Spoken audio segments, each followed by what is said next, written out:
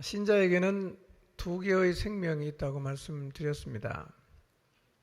한 개의 생명은 육체의 생명이고 또 한 개의 생명은 영적인 생명입니다. 그런데 새롭게 살아난 생명은 처음부터 하나님께 반응하는 생명이었습니다. 우리 안에 있는 하나님께 반응하는 생명에 대해서 한번 생각해 보십시오. 하나님께 반응하는 생명. 믿는 사람에게는 생명이 두 개 있거든요. 근데 이 육체의 생명이 어떠한지는 우리가 쉽게 볼 수도 있고 느낄 수도 있어요. 살았다 죽었다 금방 알아요. 자, 그렇다면 영적인 생명, 하나님이 주신 생명은 어디에 있고 어떻게 나타나는 걸까요? 한번 생각해 보십시오.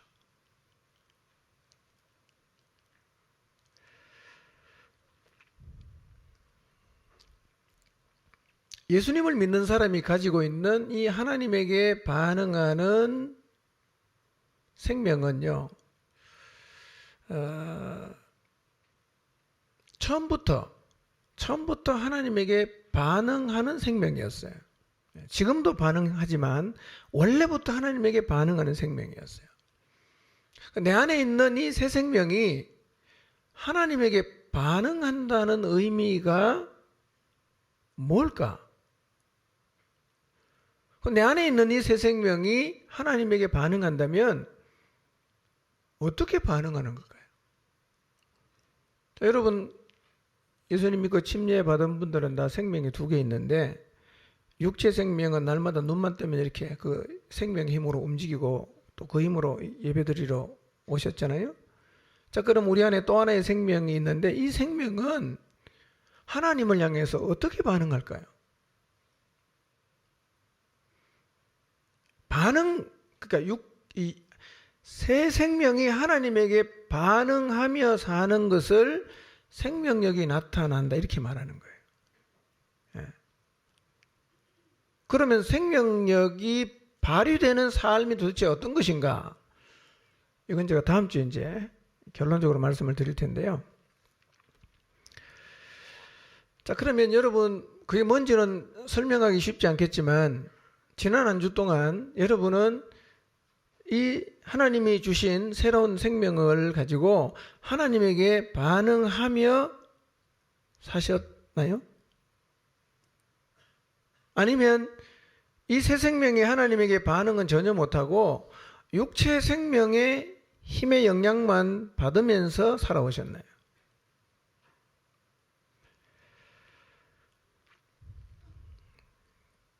다시 살아난 생명이 어떻게 하나님에게 반응할 수 있는가? 또 새 생명이 하나님에게 반응한다는 것은 구체적으로 무엇을 의미하는가?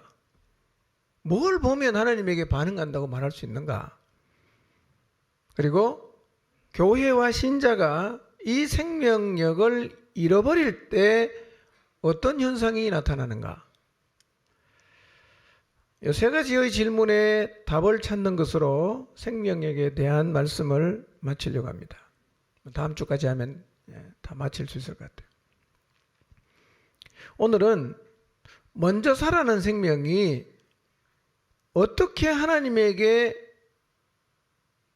반응할 수 있는가? 어떻게 하면 새 생명이 하나님에게 반응할 수 있는가에 대해서 상고하도록 하겠습니다. 설교 시간에는요, 항상 고개를 들고 저를 쳐다보셔야 됩니다. 땅을 쳐다보시면 안 되고 저를 쳐다봐야 돼요. 기도를 할 때는 항상 입을 열어서 문장으로 기도해야 됩니다. 특별하게 묵상 기도하는 시간을 제외하고는 입을 열어서 말을 해야 됩니다. 그래야 기도가 돼요. 설교 시간에는 일단 어떻게 하라고요? 저를 쳐다보셔야 돼요. 오늘 저는 세수도 하고 머리도 감고 샤워 다 했습니다. 저를 쳐다보셔야 돼요. 쳐다봐야 말씀을 통해서 주시는 하나님의 은혜를 경험할 수 있어요. 땅을 쳐다보거나 눈을 감고 있으면 사실은 예배에 나와도 별로 의미는 없어요. 전혀 이게 눈이 닫히면 귀도 닫히고 마음도 닫힙니다. 이게 열리면 다 열릴 수 있어요. 일단 이거를 열어놔야 귀도 열릴 수 있고 마음도 열릴 희망이 있는데 이거를 탁 닫아버리면 다 닫히거든요. 그런 분이 있다는 게 아니라 있을까봐 미리 말씀드립니다. 특히 핸드폰 예배 시간에 하시는 분 있잖아요. 핸드폰 안 하시겠죠? 저 2층에? 안 하는 줄 알고 있습니다. 핸드폰 하시면 곤란합니다. 지금부터 제가 중요한 얘기를 하겠습니다. 원래부터 인간에게는요, 하나님에게 반응하는 생명이 있었어요. 원래부터. 하나님께서 세상을 창조하실 때 다른 피조물과는 달리 인간에게만 하나님에게 반응할 수 있는 생명을 줬어요. 이 하나님에게 반응하는 생명을 성경이 뭐라고 얘기하느냐면 영이라고 말합니다. 영혼, 영 이렇게 표현하는 거예요. 모든 인간은 하나님이 창조하실 때부터 짐승과는 차별되게 영을 가지고 만들어졌어요. 영을 가진 존재로 만들어졌어요. 자, 데살로니가 전서 5장 23절 한번 읽어보겠습니다. 읽습니다. 시작.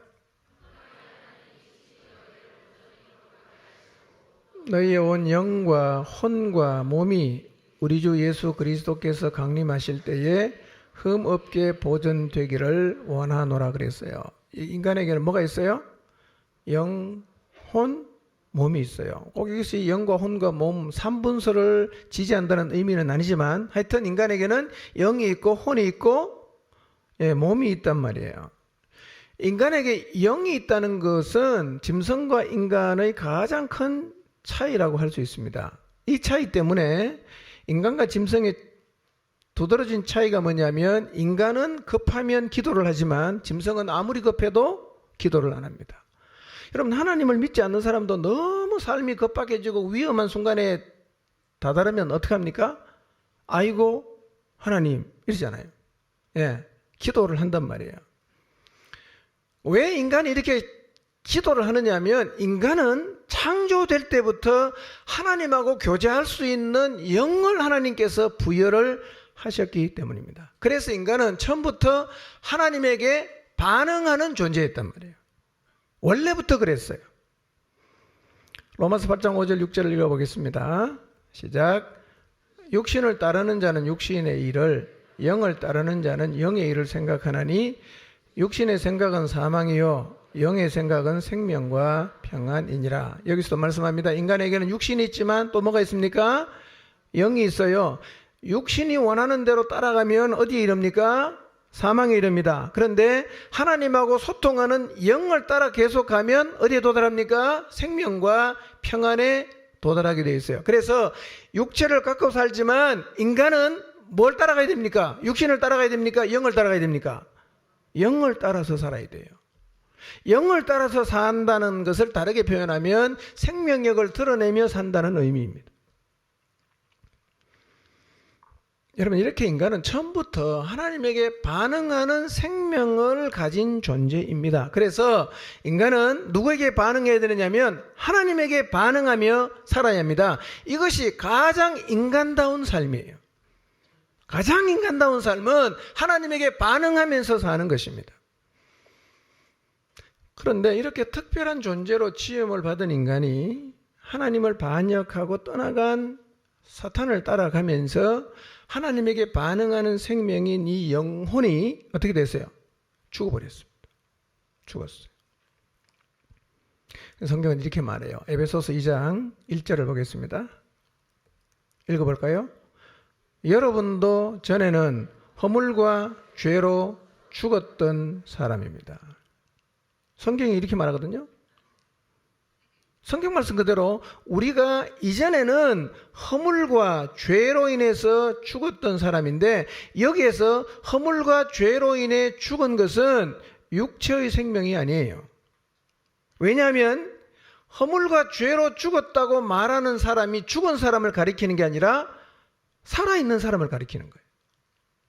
살아있는 사람 보고 하는 말이 허물과 죄로 죽었다는 거예요. 뭐가 죽은 거예요? 하나님께 반응하는 영이 죽었다는 겁니다. 그리고 2절을 계속 읽어보면 그런 사람 안에는 사단이 활동하고 있다 이렇게 말합니다. 그러니까 육체가 살아있어도 뭐가 죽을 수 있다고요? 영이 죽을 수 있어요.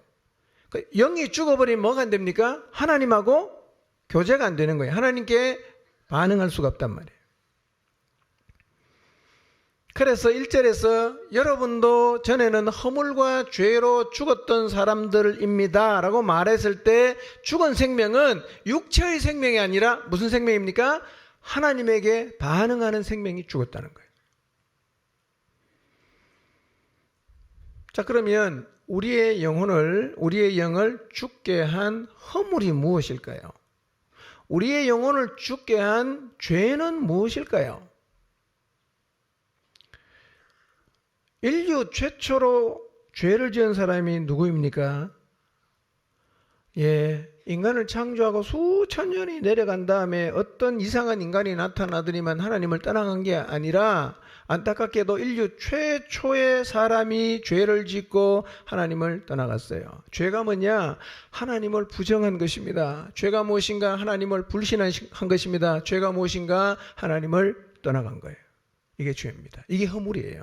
인간의 가장 허물이 뭐냐? 자기를 창조하신 하나님을 부정하고 거부하고 떠나간 것. 이게 인간의 허물이고 인간의 죄입니다. 자, 그러면 하나님에게 반응하는 생명이 하나님을 떠나가서 죽어버렸어요.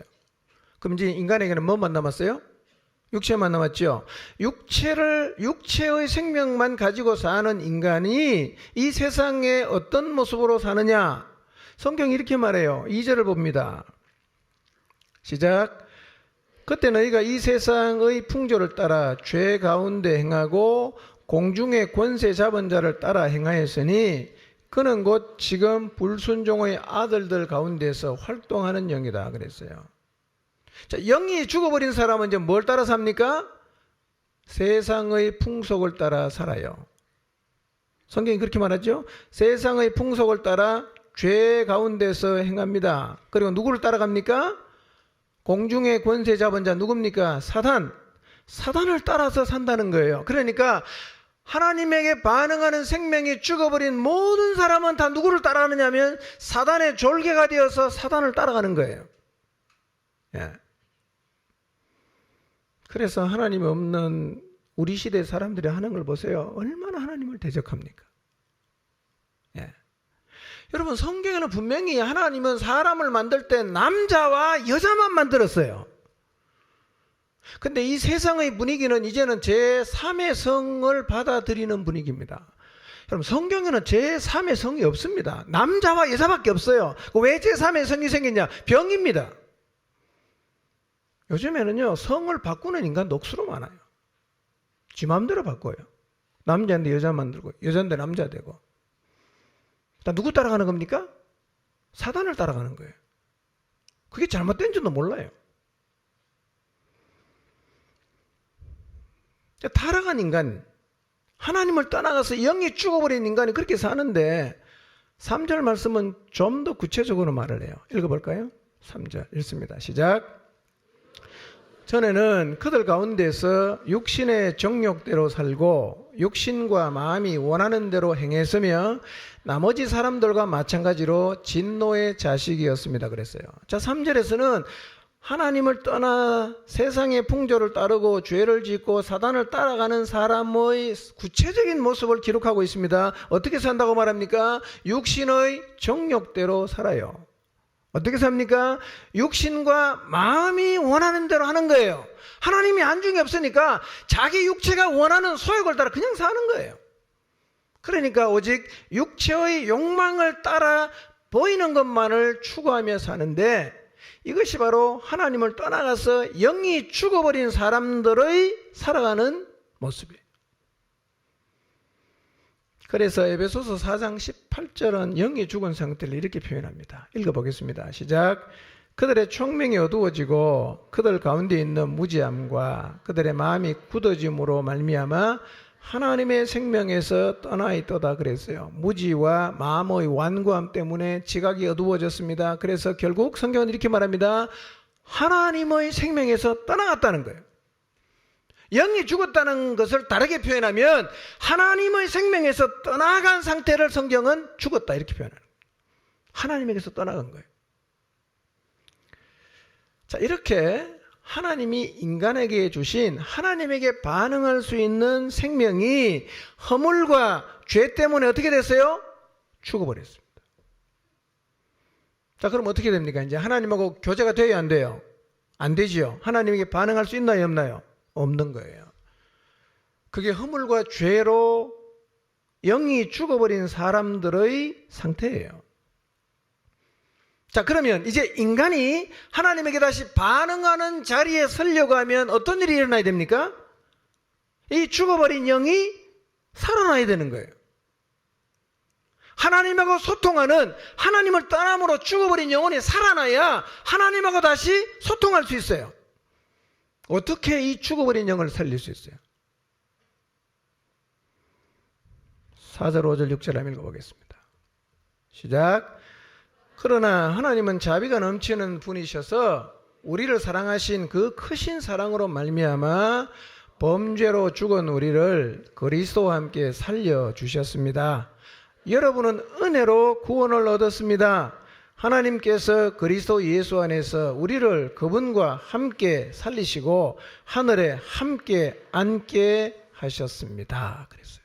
자비, 긍휼이 넘치는 하나님이 우리를 사랑하신 그 큰 사랑으로 말미암아 허물과 죄로 범죄로 죽은 우리를 어떻게 했어요? 살렸어요. 누구랑 함께? 그리스도와 함께. 그리스도와 함께. 예수 그리스도로 말미암아 이제 죽은 우리의 영이 어떻게 됐어요? 다시 살아났어요. 살아났으니까 뭐가 가능해졌습니까? 하나님과 교제가 가능해졌어요. 살아났으니까 이제 하나님에게 뭐가 가능합니까? 반응하는 게 가능하다는 거예요. 다르게 표현하면 이 생명에 살아난 사람은 이 생명의 힘을 발휘하며 사는 게 가능하다는 거예요. 그러니 이제 일단 우리는 어느 자리에 섰냐? 생명력을 발휘하는 자리에 다 서 있다는 거예요.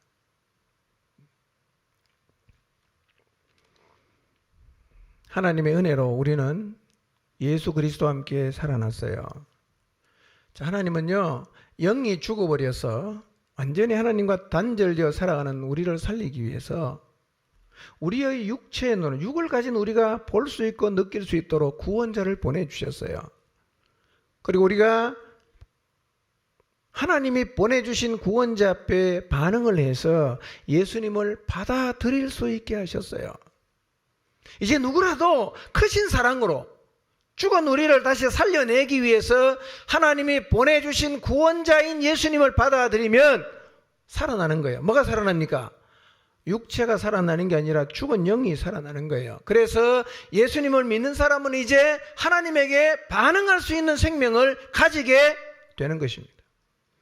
여러분이 지금 예수님을 믿는다면 이제 다 뭘 갖고 있습니까? 이전에 죽어버린 하나님에게 반응할 수 있는 생명이 살아난 거예요. 이제 우리는 하나님에게 반응하며 살 수 있게 되었습니다. 그래서 하나님께 반응하면서 살아야 됩니다. 그런데 문제는 영이 살아났어요. 그러면 이 영이 이제 하나님에게 반응하면서 이 영의 힘으로 살아가야 되는데 우리가 여전히 육신을 따라 산다는 거예요. 살아났는데도 육신을 따라 산다는 거예요. 우리의 육체가 가지고 있는 욕구가 너무 강해요. 그래서 새 생명을 가진 후에도 이 육체의 생명의 힘을 제어를 하지 못하니까 새 생명을 받은 후에도 여전히 옛 생명에게 끌려 다니는 것. 이것이 우리의 고민인 것입니다. 나는 예수님 믿는데 왜 자꾸 육체의 소욕을 따라갈까? 나는 예수님을 믿는데 왜 이 새 생명이 생명력을 발휘하지 못하는 것일까? 이게 우리 모두의 고민입니다. 여러분, 옛 생명이 추구하는 게 무엇입니까? 옛 생명이 추구하는 것. 에베소서 2장에서 보았던 것처럼 세상의 풍조입니다. 육신의 정욕입니다. 육신과 마음이 원하는 것들이에요. 근데 이것을 요한일서 2장에는 아주 잘 정리했어요. 세상에 있는 게 뭐냐? 육신이 추구하는 게 뭐냐? 세 개 딱 정리했습니다. 육신의 정욕, 안목의 정욕, 이생의 자랑. 예. 이걸 인간들이 끊임없이 추구한단 말이에요. 살아보면 이 세 가지를 이기는 게 만만하지는 않습니다. 여러분, 육신의 정욕을 이기고 안목의 정욕을 이기고 이생의 자랑을 이겨내는 게 식은 죽 먹듯이 쉽던가요? 아니면 어렵던가요? 쉽다가 어렵다 하죠. 그죠? 어떨 때는 막 그냥 쉽게 가는데 어떨 때는 너무너무 힘들어. 어떨 때는 이겨내는데 어떨 때는 계속 패배한단 말이에요. 자, 한번 생각해 봅시다. 육신의 정욕을 이기는 게 만만한 일입니까? 한번 생각해 보세요. 쉽던가요? 술 끊는 게 쉬운가요? 예, 어제도 한잔 하셨습니까? 예. 포르노, 음행, 오락, 쾌락, 취미생활, 돈에 대한 욕심, 유흥에 대한 욕망 다 이기고 거룩하게 사는 게 쉬운 일입니까? 이 문제로 지금도 늘 고민하시는 분이 계실 거예요. 쉽지 않아요. 안목의 정욕은 어떻습니까? 눈에 좋아 보이는 걸 갖고자 하는 눈의 정욕을 이기는 게 쉬운 일입니까? 저도 옛날에 그랬던 것 같아요. 옷을 하나 딱 봤는데 너무 갖고 싶은 거예요. 저거 사야지, 사고 싶다. 머릿속에 떠나질 않아. 예. 혹시 여러분의 마음속에 안목의 정욕이 딱 꽂혀서 지금 역시 열심히 돈을 모으고 계시는 분 안 계십니까? 저 시계 사야 돼. 저 옷 사야 돼. 저 차 사야 돼. 필요한 거 사는 것을 말하는 건 아니에요. 육신의 이 안목의 정욕, 눈에 보이는 것을 갖고 싶은 거 이거요. 극복하는 게 만만치 않습니다. 쉽지 않아요. 이생의 자랑거리는 어떻습니까? 어쩌면 이것은 모든 인간의 로망일 수가 있어요. 사람들 앞에 번듯하게 내세우는 뭔가를 하나 갖고 싶은 자랑거리, 뭐 성공, 사람에게 나 이런 사람이요. 명함을 이렇게 멋지게 내놓을 수 있는 뭐 하나 가지려고 하면 그거 인생 안 걸고는 가질 수 없어요. 이런 욕망을 이기는 게 쉬운 일입니까?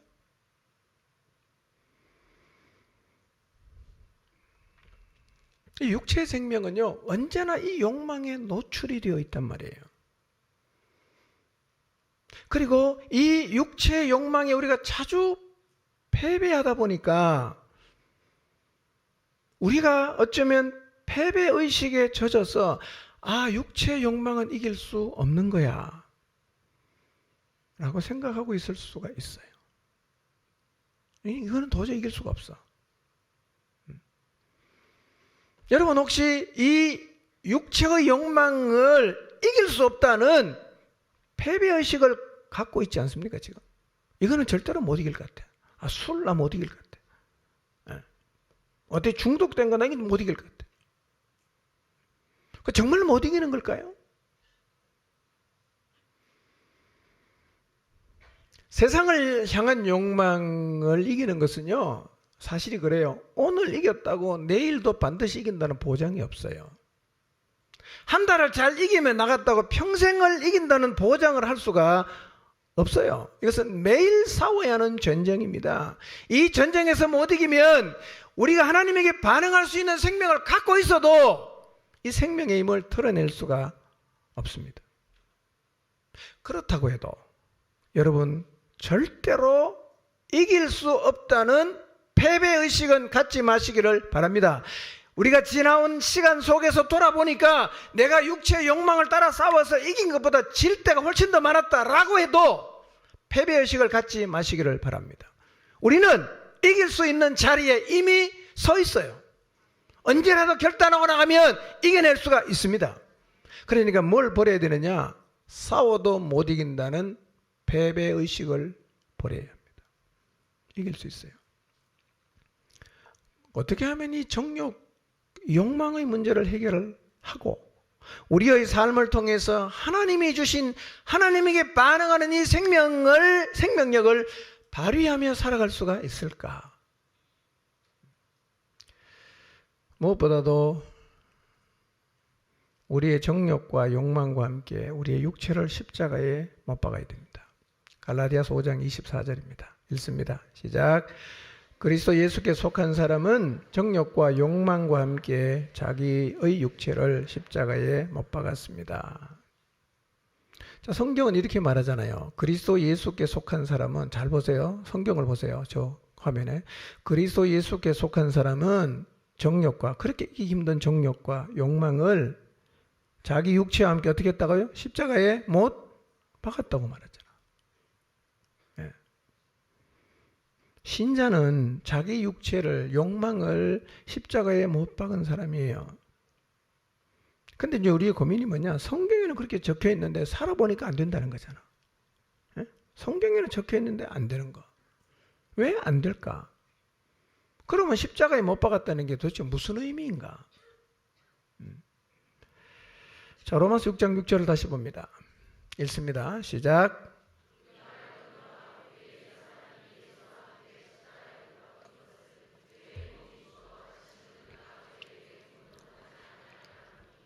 자, 성경을 잘 보세요. 우리가 알거니와 우리의 옛사람이 어떻게 됐다고요?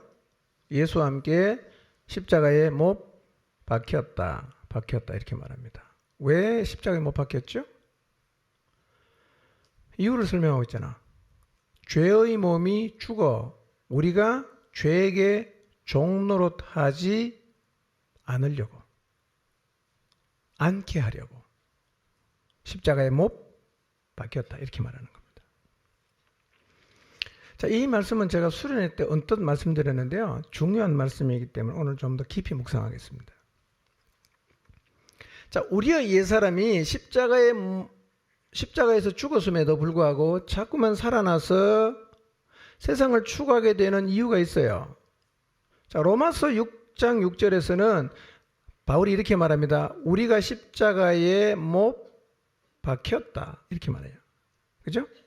그다음 갈라디아서 5장 24절에서는 바울은 그리스도 예수의 사람은 그 정욕과 욕망을 십자가에 못 박았다. 이렇게 말을 해요. 자, 이 말씀을 별 생각 없이 읽으면 같은 말처럼 보입니다. 근데 이게 완전히 다른 말이에요. 자, 로마서 6장 6절을 보시면 잘 보세요. 이 로마서 6장 6절 말씀은 우리에게 이미 일어난 일을 말하는 거예요. 일어난 일. 그러면 로마서 6장 6절에서 우리에게 이미 일어난 일이 무엇입니까? 그리스도 예수와 함께 십자가에 못 박힌 거예요. 박혔다. 이것은 과거입니다. 우리는 이미 예수 그리스도와 함께 십자가에 못 박혔단 말이에요. 박혀서 어떻게 됐어요? 죽었어요. 그런데 갈라디아서 5장 20절은 뭐를 얘기하고 있습니까? 잘 보세요. 갈라디아서 5장 24절은 우리가 어떤 일을 했다고 말하고 있습니까? 우리의 육체를 십자가에 못 박는 일을 한다. 이렇게 말하는 거예요. 박는 일은 어떤 의미냐면 현재형입니다. 계속 못을 박아야 돼요. 그러니까 신약 성경에서 십자가에서 죽는 것을 말할 때는 항상 이 두 가지 방식으로 말을 합니다. 하나는 그리스도와 연합해서 과거의 죄에 대해서 죽었다는 것을 말하고, 또 한 가지는 그리스도를 본받아가면서 우리의 자아가 계속해서 죽는 것을 얘기하는 거예요. 이 두 가지 측면이 다 있단 말이에요. 그러니까 이 말씀에 의해서 보면 우리는 한편으로 보면 그리스도와 함께 십자가에 못 박혔어요. 근데 또 다른 한편으로 보면 우리는 우리의 죄된 본성을 날마다 십자가에 못 박는 일을 지속해 나가야 됩니다. 두 개가 다 있는 거예요. 못 박혔어요. 그 다음에 하나는 계속해서 못을 박으면서 가야 된다는 거예요. 언제까지요? 육체를 가지고 사는 날까지. 자, 그래서요, 십자가에 못 박혔다는 것은 법적인 죽음이에요. 그리고 죄의 형벌에 대한 죽음이에요. 그런데 십자가에 못 박았다는 말은 도덕적인 죽음이고 현존하고 있는 죄의 권세에 대한 죽음이에요. 십자가에 못 박힌 죽음은 과거예요. 한 번만 하면 돼요. 두 번 할 필요가 없는 거예요. 그런데 십자가에 못 박았다는 말은 현재에 속한 것입니다. 되풀이될 수가 있어요. 심지어는 지속될 수도 있어요.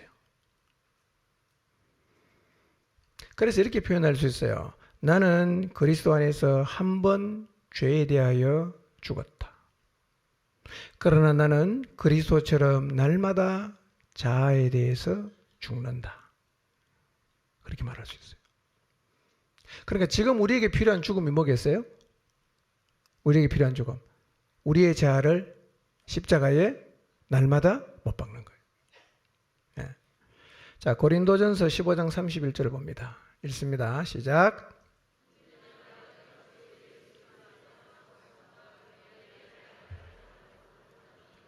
네.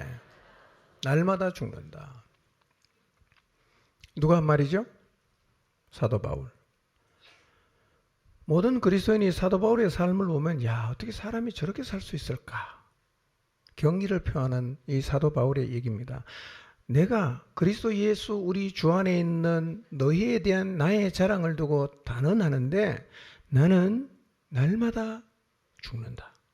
이렇게 얘기하는 거예요. 바울도 날마다 자기 자신의 자아를 십자가에 못 박으면서 살았고 못 박아야 된다는 사실을 늘 기억하고 있었어요. 그러니 우리도 우리 자신을 십자가에 못 박음으로 날마다 죽어야 됩니다. 날마다 육신의 정욕에서 죽고 날마다 눈의 정욕에서 죽고 날마다 이생의 자랑거리에서 죽어야 합니다.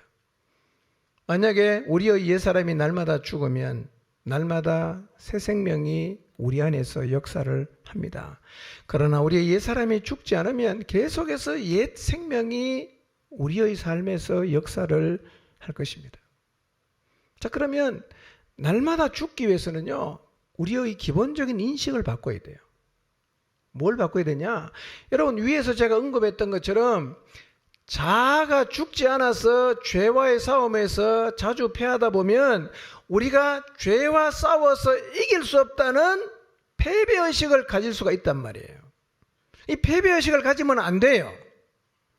그리고 과연 내가 죄에 대해서, 죄의 유혹에 대해서 죽을 수 있는가? 죽을 수 있다는 거예요. 그러니까 이 죄에 대한 인식을 1차적으로 바꿔야 돼요. 죄에 대해서 죽을 수 있다. 나는 세상에 대해서 죽을 수 있다. 육신의 정욕에 대해서 죽을 수 있다. 안목의 정욕에 대해서 죽을 수 있다. 이생의 자랑거리에 대해서 죽을 수 있다는 인식을 가져야 됩니다. 왜냐하면 이것은 이미 이루어진 일이에요. 어떻게 이루어졌는가 설명하겠습니다. 자, 여러분 기억하십시오. 인식이 바뀌어야 됩니다. 죄와 싸우면 절대로 못 이긴다는 인식이 아니라 나는 이제 이길 수 있는 자가 되었다는 인식을 가져야 되는 거예요. 자, 로마서 6장 11절 봅니다. 읽습니다. 시작.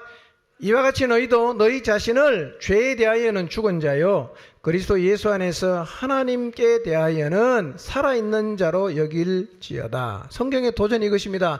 이제는 너희 자신을 죄에 대해서는 죽은 자요 그리스도 예수 안에서 하나님께 대하여는 살아있는 자로 여겨라. 무슨 얘기냐? 인식을 바꾸라는 겁니다. 죄와 싸우면 못 이긴다가 아니라 너는 이미 죄에 대해서 죽었다. 그리고 하나님께 대해서는 살아있다. 그러니까 죄를 이길 수 있고 생명력을 드러낼 수 있다는 인식을 가지라는 거예요. 이 11절의 말씀이 그 말씀이에요. 죄에 대해 죽은 자로 여겨라. 하나님께 대해서는 살아있는 자로 여겨라. 왜? 이미 이루어졌으니까요. 여러분 인식을 바꾸시기 바랍니다. 우리가 죄를 이길 수 있나요? 있어요. 우리가 우리 안에 있는 새롭게 태어난 이 생명이 하나님에게 반응하면서 생명력을 드러내며 살 수 있나요? 있단 말이에요. 인식을 바꿔야 돼요. 자, 우리가 우리 자신을 죄에 대해서는 죽은 자, 또 그리스도 예수 안에서 하나님을 향해서는 살아있는 자로 여겨야 되는 이유가 있어요. 왜 그렇게 여겨야 되느냐면, 여러분, 이 일은 실제로 일어난 일이에요. 일어났어요. 언제 일어났나? 자, 이 말씀을 앞부분부터 참고해 보겠습니다. 자, 먼저 3절, 4절을 시간이 없으니까 이제 여러분이 화면을 통해 보시고 제 얘기를 들으시기 바랍니다. 자, 우리가 그리스도 예수 앞하여 침례를 받았어요. 그러면 침례를 받았다는 의미는 무엇입니까? 연합됐다는 것이죠. 연합.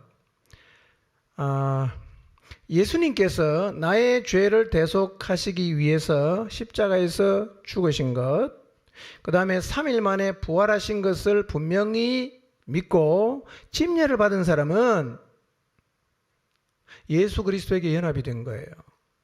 연합이 됐다는 의미는 뭐냐? 그리스도께서 죽으셨을 때 그 죽음에 연합이 됐어요.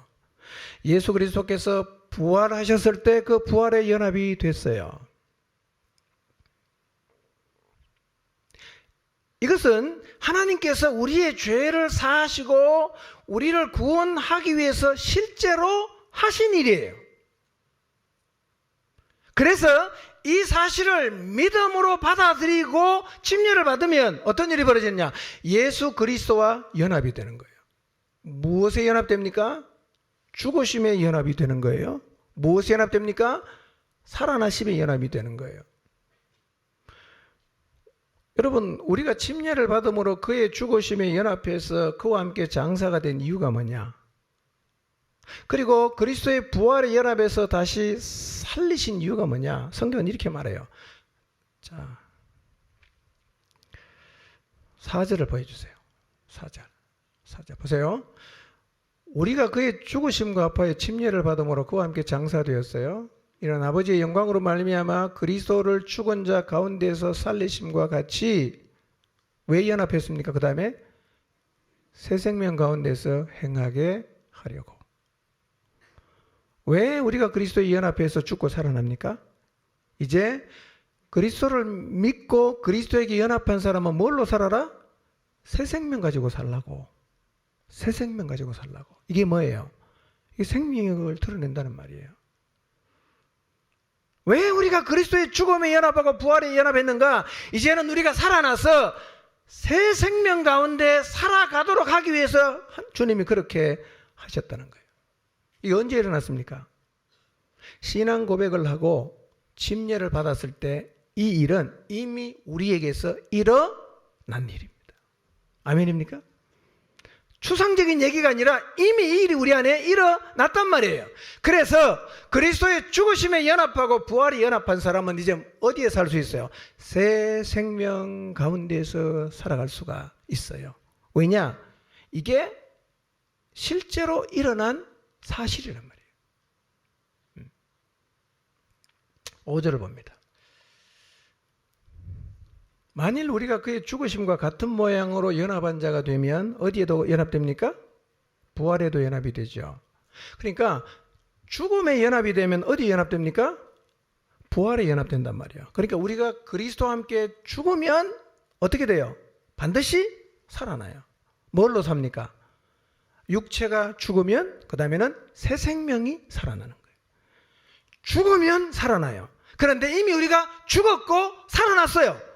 그러니까 새 생명 가운데 행한다는 것은 이것은 추상적인 얘기가 아니라 실제로 충분히 우리의 삶에서 일어날 수 있는 일이고 우리가 서 있는 자리가 이미 그 자리란 말이에요. 아멘입니까?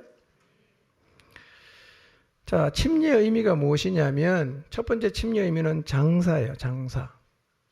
여러분, 예수님을 진실로 믿고 침례를 받았다면 여러분 자신이 예수 그리스도와 함께 장사된 자, 죽은 자라는 사실을 믿으시기를 바랍니다. 여러분, 신앙 고백을 분명히 하고 침례를 받았습니까? 나는 그리스도와 함께 죽었어요. 이 사실을 생각해 보세요. 나 신앙 고백했어요. 예수님이 내 죄 때문에 십자가에서 죽으시고 부활했다는 사실을 내가 믿어요. 나는 이제 어떤 사람입니까? 그리스도와 함께 죽은 사람이에요. 난 죽었어요. 그리스도와 함께 죽었어요. 침례의 또 다른 의미는 뭐냐면 부활이거든요. 죽음에 연합하면 반드시 어디에도 연합됩니까? 부활에 연합이 되는 거예요. 그래서 새 생명 가운데서 살아갈 수 있게 된단 말이에요. 자, 여러분, 이 세상에서 이 새 생명을 가지고 가장 확실하게 새 생명의 힘으로 살았던 사람을 꼽으라고 하면 누구를 꼽을 수 있을까요? 가장 완벽하게 이 새 생명의 힘으로 살아갔던 한 사람을 꼽으라고 하면 누구를 꼽을 수 있을까요? 누구를 꼽을 수 있을까요? 예수님이에요. 예수님. 그분은 우리와 똑같은 육체를 갖고 살았어요. 그런데 그분은 완벽하게 하나님하고 통하는 새 생명만 가지고 살았던 사람. 그래서 새 생명으로 살아간 가장 확실한 모델이 누구인가? 예수 그리스도입니다. 예수 그리스도. 물론 다른 사람 중에도 있죠. 뭐 바울 같은 사람, 사도들 다 우리가 모델이에요. 근데 이 다른 모델은 좀 흠이 있어. 근데 예수 그리스도에게는 흠이 없습니다. 가장 완벽한 모델. 새 생명을 드러내며 사는 게 어떻게 사는 거냐? 예수님처럼 사는 거예요. 예수님처럼 사는 거예요. 구체적으로 뭔가? 이건 제가 다음 시간에 말씀드리겠습니다. 그러니까 예수님은요, 육체를 가지고 살았지만 오직 누구한테만 반응했어요? 하나님에게만 반응했어요. 그게 새 생명 가운데서 행했다는 의미입니다. 그런데 여러분, 우리가 예수님의 죽음에 연합하면 부활에도 연합되기 때문에 우리도 예수님처럼 살아갈 수 있는 자리에 이미 서 있는 거예요. 이것은 이미 일어난 일입니다. 이미 일어난 일이. 6절을 봅니다. 6절 읽습니다. 시작.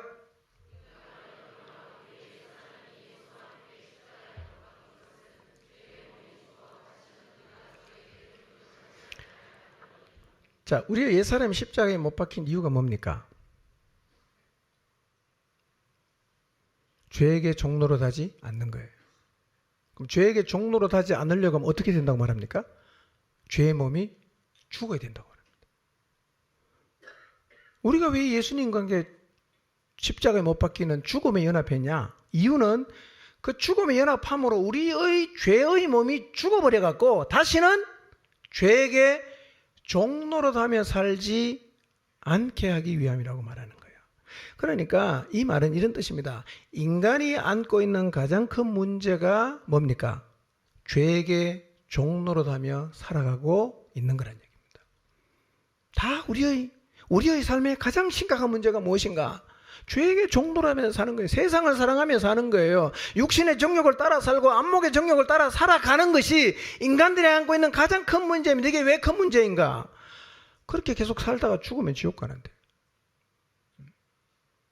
남는 게 없는 인생이에요. 그래서 하나님의 목표가 뭐냐? 하나님은요, 죄의 종으로 사는 사람이 더 이상 죄의 종으로 살지 않게 하시는 거예요. 이 목표를 이루기 위해서 하나님이 하신 일이 뭡니까? 예수님을 십자가에 못 박았는데 예수님만 박은 게 아니라 누구도 박았어요? 우리도 같이 그 십자가에서 죽게 했다는 겁니다. 왜? 뭐 못하게 하려고? 더 이상 죄의 종으로 살지 말라고. 죄의 종으로 살던 우리는 뭐를 통해서 십자가에 못 박혔냐면 침례를 통해서 십자가에 못 박혔어요. 이런 질문이 생겨요. 그러면 침례만 받으면 됩니까? 아니죠. 이 말은요, 예수님을 믿든 안 믿든 침례만 받으면 된다는 말이 아닙니다.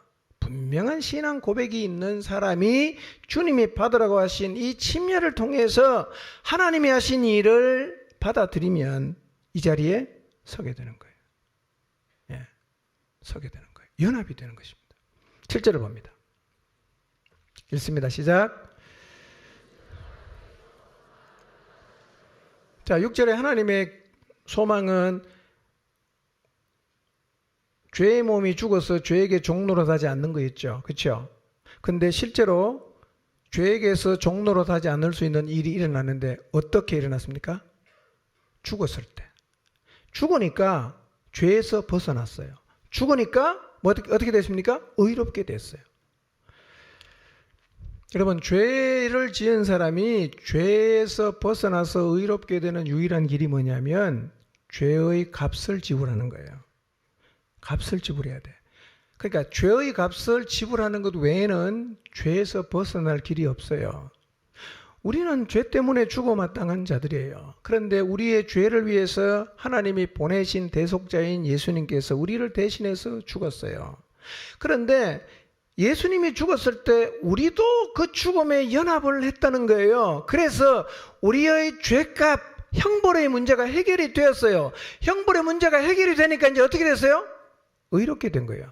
더 이상 우리에게 죄를 묻질 않아요. 우리가 죄인이라고 말하지 않습니다. 그리스도를 통해 죄값을 지불했습니다. 의롭게 되었어요. 그러니까 이제 다시 옛날로 돌아가서 죄에게 종노릇하며 살지 않아야 된다는 거예요. 8절을 봅니다. 읽습니다. 시작. 만일 우리가 그리스도와 함께 죽었으면 또한 그와 함께 살 줄을 믿는다. 그리스도와 함께 죽으면 반드시 어떻게 됩니까? 살아나요. 여러분 꼭 기억하십시오. 이 말씀 믿으십시오. 죽으면 어떻게 돼요? 살아납니다. 죽음에 연합하면 반드시 부활에도 연합하게 되어 있습니다. 9절을 봅니다. 시작. 이는 그리스도께서 죽은 자 가운데서 살아나셨음에 다시 죽지 아니하시고 사망이 다시 그를 주장하지 못할 줄을 알미로라. 여러분, 죽은 자 가운데서 살아나신 예수님은 다시 죽지 않습니다. 그리고 다시는 사망이 그를 예수님을 주장하지 못해요. 자, 요한계시록 1장 17절 18절을 볼까요? 읽어보겠습니다. 시작.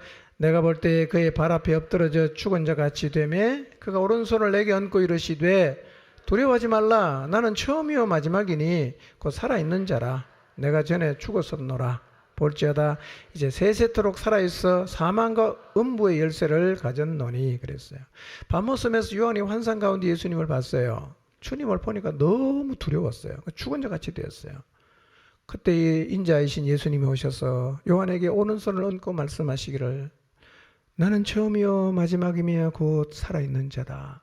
내가 전에 죽었지만 이제는 세세토록 살아있고 사망과 음부의 열쇠를 가지고 있다. 그 말씀하셨어요. 여러분, 이제 사망이 예수님을 주장하지 못합니다. 예수님은 영원히 살아계십니다. 우리도 육신을 벗고 새 생명의 덧입는 그날 예수님과 같은 모양을 가지게 될 것입니다. 10절을 봅니다. 시작. 그가 죽으시면 죄에 대하여 단번에 죽으시며 그가 살아계시면 하나님께 대하여 살아계시미니. 그분은 죄에 대해서 단번에 죽었습니다. 십자가에서 죽으심으로 죄의 형벌의 문제를 완전히 끝내셨어요. 이제는 어디를 향해 살아계십니까? 죄에 대해서는 죽었어. 그럼 어디에 살아있어야 돼요? 하나님을 향해 살아있는 거예요. 하나님을 향해. 우리가 이렇게 살아야 된단 말이에요. 죄에 대해서는 죽었어요. 이제는 하나님을 향해 살아있어야 됩니다. 어떻게 하면 그렇게 살 수 있냐? 11절이에요. 읽어보겠습니다. 시작. 이와 같이 너희도 너희 자신을 죄에 대하여는 죽은 자요 그리스도 예수 안에서 하나님께 대하여는 살아있는 자로 여길지어다. 여러분, 예수님만 그런 게 아니라 우리도 그래요. 우리의 삶도요 회심을 기점으로 둘로 나누어지는 거예요. 하나는 회심 이전이고 하나는 회심 이후예요. 회심 이전에 죽었던 우리는 회심, 예수 그리스도를 믿음을 통해서 우리의 옛사람이 그리스도와 함께 십자가에서 죽었습니다. 그때 어떤 일이 벌어졌냐? 형벌의 문제가 해결이 됐어요. 그리고 그리스도와 함께 다시 살아났습니다. 어떤 일이 벌어졌냐? 새 생명이 주어졌어요. 그래서 이제는 우리가 하나님께 대하여 살아있는 자로 살 수 있게 되었다는 거예요. 이게 다 사실이에요. 실제로 일어난 일입니다. 그래서 우리는 이제 죄에 대해서는 죽은 자로 살 수 있고 하나님을 향해서는 살아있는 자로 살 수 있는 자리에 서 있단 말이에요. 이미 그 자리에 서 있어요.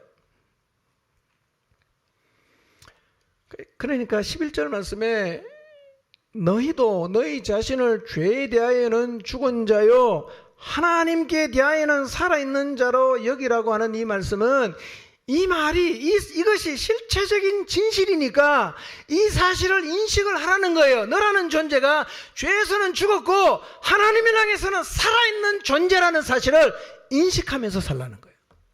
너가 그런 존재야. 너 그렇게 살 수 있다는 거예요. 아멘입니까? 우리가 속은 거죠. 살 수 없다고 우리는 그렇게 믿고 있단 말이에요. 패배의식에 젖어 있어요. 그거 다 거짓말입니다. 실체적인 진실이 이거예요. 실체적인 진실이. 하나님께서 우리의 죄를 사하시기 위해서 행하신 일들 여러분 믿음으로 받아들이셨어요? 받아들이셨습니까? 침례 받았습니까? 그러면 이미 여러분에게는 어떤 일이 일어났느냐 하면 예수 그리스도의 죽음에 연합되어서 여러분은 죄에 대해서 이미 죽은 자가 됐어요. 뿐만 아니라 그분의 부활에도 연합해서 이제는 하나님을 향해서는 살아있는 자가 되었는데 이게 이론이 아니라는 거예요. 기독교 교리가 아니라는 거예요. 하나님이 실제로 행하신 일이란 말이에요. 실제로 하신 일이에요. 인식을 바꾸라는 거예요. 아, 죄에 대해서 죽을 수 있구나. 하나님께 대해서 살아있는 자로 살 수가 있구나 라는 사실을 믿어야 됩니다. 아멘입니까? 근데요, 여기서 여기라고 말하지 않습니까? 여기라는 말은 인식해라, 생각해라, 뭐 그런 뜻인데요. 이런 뜻은 절대로 아닙니다. 사실이 아닌 것을 꾸며놓고 억지로 받아들이라는 말이 아니에요. 다시 말씀드리면 우리의 옛사람이 죽은 적도 없는데 죽은 것으로 여기라는 말이 아니고 하나님을 향해서 한 번도 살아난 적이 없는데 살아났다고 여기라는 말이 아니라 이 일은 실제로 십자가에서 부활을 통해서 일어난 일이란 말이에요. 거짓을 억지로 믿으라는 말이 아니고 실제로 일어난 사실이요 진리란 말이에요. 이 사실을 믿으면 이제 우리는 이전과는 다르게 살아갈 수 있어요. 다르게 살 수 있습니다. 자, 여러분 죄에 대해서 죽었거든요. 한번 생각해 보세요. 죄에 대해서 죽었습니까? 이런 생각을 저는 요즘 많이 하거든요. 예를 들면 육체의 욕망이 생긴다. 그럼 나 스스로 이렇게 말하는 거예요. 나는 죄에 대해서 죽은 자야. 나는 죄에 대해서 죽은 자야. 반응 안 하는 거예요. 하나님께 대해 우리가 살아있잖아요. 내가 하나님께 살아있다면 하나님에게 어떻게 반응할 수 있을까요? 생각해 보세요. 하나님께 어떻게 반응할 수 있죠? 아, 나는 하나님을 향해 살아있구나. 내 안에 성령님이 계시는구나. 하나님 내게 뭘 말씀하시지? 하나님을 향해서 살아있는 자답게 생각하고 살아야 됩니다. 인식해야 돼요. 나는 죄에 대해서 죽었어요. 죽는 거는 두 가지가 있다고 그랬잖아요. 형벌에서 죽었어요. 근데 죄의 권세 아래 있기 때문에 계속해서 죽어야 돼요. 난 죽은 자예요. 예수님과 함께 죽었어요. 난 하나님만을 향해 살아있어요. 이 의미가 무엇인가를 이번 한 주 한번 곰곰이 묵상해 보십시오. 그러니까 여러분의 삶 가운데서 이게 어떻게 적용이 가능하겠는가? 깊이 한번 생각해 보시길 바랍니다. 그래서 자아가 부단히 죽고, 난 죄에 대해 죽은 자야. 난 그게 반응하네. 난 죄에 대해 죽은 자야. 반응하네. 그리고 하나님에게 계속 반응하기 시작할 때 우리의 삶 속에서 하나님의 생명의 힘이 경험돼요.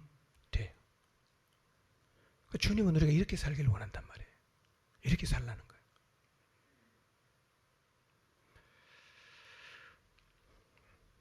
여러분, 지금 여러분이 서 있는 자리가 믿는 사람에게 지금 말씀드리는 겁니다. 신앙 고백을 하고 침례를 받음으로 예수님을 믿는 사람이 서 있는 자리는요, 죄에 대해서 죽은 자리고 세상에 대해서 죽은 자리예요. 내가 서 있는 자리 그 자리예요. 그리고 하나님을 향해서는 살아있는 자리예요.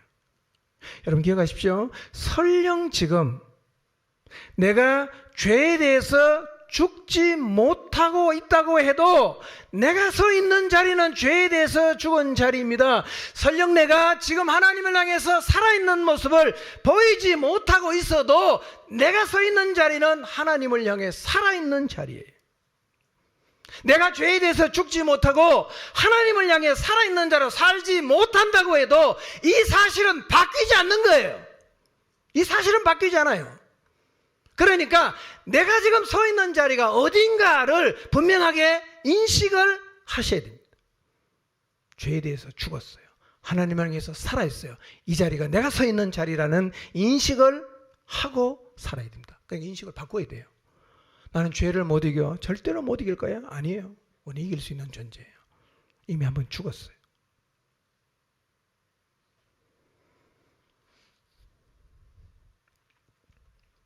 그러니까 우리는 언제라도 죄에 대해서 죽은 자로 하나님께 대해서 살아있는 자, 그러니까 생명력을 드러낼 수 있는 자리에 출발선상에 늘 서 있어요.